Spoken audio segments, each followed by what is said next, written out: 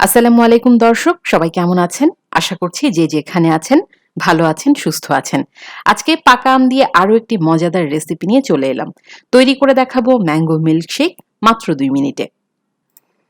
একটা ব্লেন্ডারের জগ নিয়ে নিয়েছি।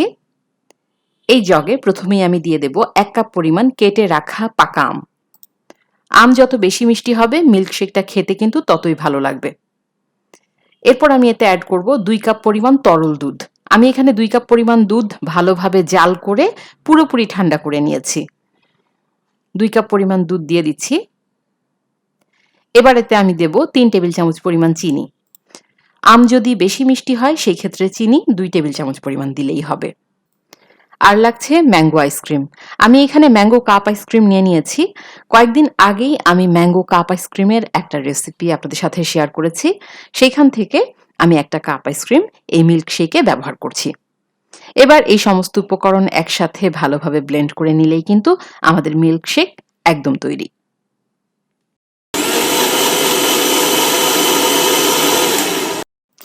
তৈরি হয়ে গেল ভীষণ মজাদার ম্যাঙ্গো মিল্কশেক।